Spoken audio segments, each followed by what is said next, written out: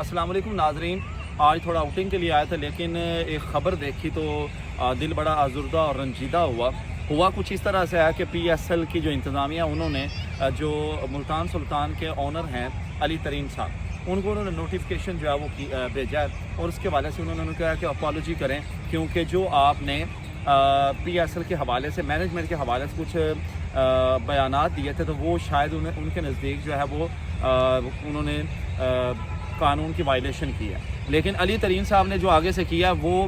मैं समझता हूँ मुल्क पाकिस्तान के जग हंसाई का बायस बना है और सारी दुनिया जिस वक्त पाकिस्तान के ऊपर हंस रही है। और पाकिस्तान के एक बहुत बड़ा ब्रांड था PSL, जिसको जहांगीर तरीन साहब के बेटे अली तरीन साहब ने मुतनाज़ बना के रख दिया। हाँ, एक बात यहाँ पर हकीकत पर मबनी है कि अली तरीन साहब ने जो कुछ एतराज़ात उठाए और उन्होंने जो कुछ चीज़ें बताई हैं कि PSL का जो पिछला एडिशन हुआ है उसके अंदर जो हमारे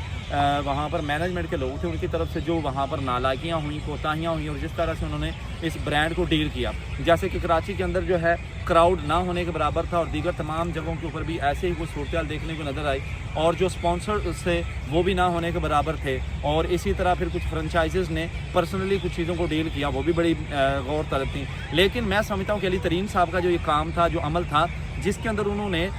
जो उनको नोटिफिकेशन भेजा गया जिसके अंदर अपॉलोजी या माजरत के हवाले से था, तो अली तरीन साहब ने बाकायदा एक वीडियो पैगाम रिकॉर्ड करवाया, उसके अंदर उन्होंने सारी बातें गिनवाई और एट द एंड उस नोटिफिकेशन को फाड़ दिया। तो असल में जहांगीर तरीन साहब उनके वाले से भी आप जानते हैं कि मुल्क के चंद करता धरता लोग जो हैं उनमें से एक हैं और जो मौजूदा रजीम है इसके साथ उनके मरासिम भी बहुत अच्छे हैं। तो मैं समझता हूँ कि अली तरीन साहब का फ़ौरन से जो लाइसेंस है वो भी ख़त्म करना चाहिए और PSL के साथ उनकी जो इल्हाक है उसको भी ख़त्म करना चाहिए, क्योंकि उन्होंने जिस तरह से नोटिफिकेशन को पढ़ा है इसको लीगल वे में जो है डिस्कस करना चाहिए था। लेकिन इतनी बड़ी फ्रेंचाइज़ के ऑनर और पाकिस्तान की पहचान, एक बहुत बड़े ब्रांड PSL को डील करने वाला बंदा इस तरह से मीडिया के सामने आकर उन्होंने जिस तरह नोटिफिकेशन को फाड़ा, मैं समझता हूँ ये मुल्क के अजीज़ और क्रिकेट से प्यार करने वाले लोगों और क्रिकेट बोर्ड की बहुत बड़ी तजलील है।